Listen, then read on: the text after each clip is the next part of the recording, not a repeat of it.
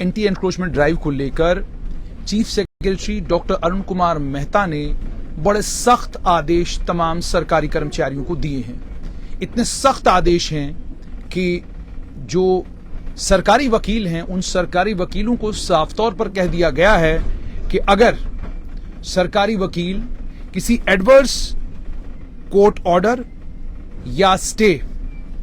के मामले में कोर्ट में पेश नहीं हुए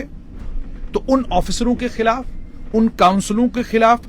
कार्रवाई होगी, उन्हें इसके लिए जिम्मेदार ठहराया जाएगा और उन्हें फौरन निकाल दिया जाएगा। यानी एंटी एनक्रोचमेंट ड्राइव को लेकर जम्मू कश्मीर की सरकार इतनी गंभीर है कि अगर इस एंटी एनक्रोचमेंट ड्राइव को लेकर जिन लोगों ने अवैध कब्जे किए हैं वो कोर्ट जाते हैं स्टे लेने के लिए और सरकारी वकील वहां पेश नहीं होते हैं या ढिलाई बरतते हैं तो उस मामले में सरकारी वकीलों के खिलाफ भी कार्रवाई होगी। डिप्टी कमिश्नरों को कहा गया है कि आप पर्सनली एंटी एनक्रोचमेंट और इविक्शन ड्राइव्स को मॉनिटर करेंगे अपने डिस्ट्रिक्ट में और डेली बेसिस पर आप रिपोर्ट सबमिट करेंगे कमिश्नर सेक्रेटरी रेवेन्यू को और वो डिटेल्ड रिपोर्ट जो है एंटी एनक्रोचमेंट ड्राइव की हर शाम को चीफ सेक्रेटरी को सबमिट किया करेंगे, उनको बताया करेंगे। डिप्टी कमिश्नरों को और साथ में सीनियर सुपरिंटेंडेंट ऑफ पुलिस यानी दोनों को कह दिया गया है लॉ एंड ऑर्डर सिचुएशन पर आपकी नजर रहनी चाहिए। एंटी एनक्रोचमेंट ड्राइव को लेकर, इविक्शन ड्राइव्स को लेकर आप सख्ती के साथ लॉ एंड ऑर्डर मेंटेन करेंगे और जहां पर आपको प्रिवेंटिव और करेक्टिव मेजर्स लेने की जरूरत पड़ती है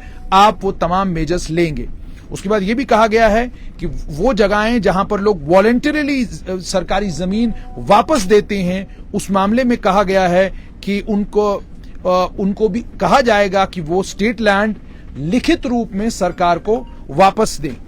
सिर्फ इतना ही नहीं, इसके अलावा यह भी कहा गया है कि तमाम डीसीओ को यह कहा गया है कि जियो कोऑर्डिनेट्स जो है रिट्रीव्ड लैंड के उनको रिकॉर्ड किया जाए और एंट्री उसकी रेवेन्यू रिकॉर्ड में और रोजनामचे में पटवारी करेंगे और उसे काउंटर साइन जो है रेवेन्यू ऑफिसर करेंगे और उसे पब्लिक डोमेन में डाला जाएगा। उसके अलावा कोर्ट को भी इन्फॉर्म किया जाएगा जहां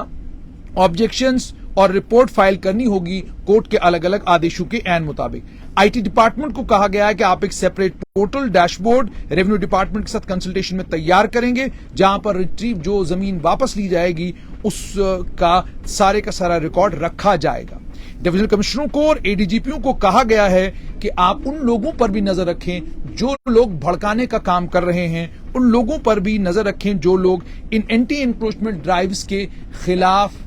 अलग अलग तरह की बयानबाजी करते हैं, उन पर नजर रखें और देखें कहीं ये वो लोग तो नहीं हैं जो भूमाफिया हैं और अपनी जमीनें और अपनी एनक्रोच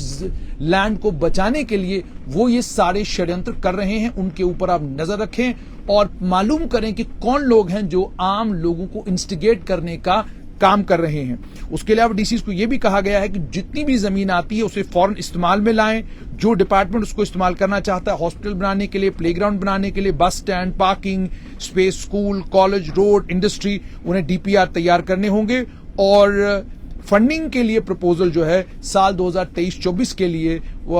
उस प्रपोजल को भी देना होगा। यानी सीधे तौर पर chief secretary doctor Arun Kumar Mehta के सख्त आदेश कि भूमाफिया के खिलाफ सख्त कानूनी कार्रवाई होगी, किसी को भी बख्शा नहीं जाएगा। और साथ में यह भी कह दिया गया है कि जो लोग इंस्टिगेट कर रहे हैं, जो लोग लोगों को सड़कों पर ला रहे हैं और उनको ये कह रहे हैं कि सरकार आपको भी कल नोटिस भेजेगी, आपको भी कल खाली करना पड़ेगा, उन लोगों को आइडेंटिफाई किया जाए और उन लोगों के बारे में ये मालूम किया जाए कि उन लोगों के पास उन लोगों ने कितनी जमीन को, उनके पास कितनी जमीन कब्जे में है, उनकी तमाम तफसीलात मालूम की जाएं। इसका मतलब साफ तौर पर यह कि जो कहा जा रहा था कि ढिलाई बरती जाएगी, असल में यह हुआ है कि chief secretary doctor Arun Kumar Mehta ने सरकार की जो पॉलिसी है कि जो ताकतवर भूमाफिया है उसके खिलाफ कानूनी कार्रवाई होगी, लेकिन जो कमजोर हैं, गरीब लोग हैं, जिन लोगों ने अपना आशियाना सरकारी जमीन के ऊपर बनाया है, उनके लिए राहत होगी, उनके लिए एक रास्ता तैयार किया जाएगा जिस रास्ते के जरिए वो लोग आराम और सुकून की जिंदगी गुजार सकें। दूसरा ये भी कहा गया कि नोटिस जिन लोगों को इशू किया गया है कानूनी कार्रवाई भी उन्हीं लोगों के खिलाफ होगी। किसी का रोजगार उससे नहीं छीना जाएगा, किसी का घर उससे नहीं छीना जाएगा, लेकिन वो लोग जो सरकारी जमीनों के ऊपर सरकार के मुताबिक अवैध कब्जा करके बैठे हैं उनके खिलाफ तो कार्रवाई होकर रहेगी, ये चीफ सेक्रेटरी ने कहा है। रोज डिप्टी कमिश्नरों को और डिवीजनल कमिश्नरों को कहा है कि आप रिपोर्ट सारी की सारी कलेक्ट करें और कलेक्ट करने के बाद उन तमाम रिपोर्ट्स को आप शाम के वक्त में चीफ सेक्रेटरी के साथ शेयर करेंगे, ताकि चीफ सेक्रेटरी को पता चले कि पूरे दिन अलग अलग डिप्टी कमिश्नरों ने अपने अपने जिलों में कितनी कितनी एनक्रोचमेंट हटाई है। आज भी अलग अलग प्रेस नोट्स जो है वो आए हैं, उसमें आज भी क्लेम किया है जम्मू कश्मीर की सरकार ने कि उन्होंने बहुत सारे अवैध कब्जे हटाए हैं। और खबर अब ये भी आ रही है कि कुछ पार्टी मुख्यालयों को लेकर भी सरकार के पास जो दस्तावेज हैं वो ये बताते हैं कि ये पार्टी हेडक्वार्टर्स जो हैं सरकारी जमीन के ऊपर हैं, अवैध जमीन के ऊपर हैं, उनके खिलाफ भी आने वाले दिनों में संभवतः कार्रवाई होनी संभव है। वहीं पर दूसरी तरफ लोगों का जबरदस्त, और भारतीय जनता पार्टी के नेता हो, तमाम राजनीतिक दलों के नेता हो, एक स्कीम की बात कर रहे हैं जिस स्कीम में लोगों को राहत दी जाए, लोगों को एक वे आउट दिया जाए,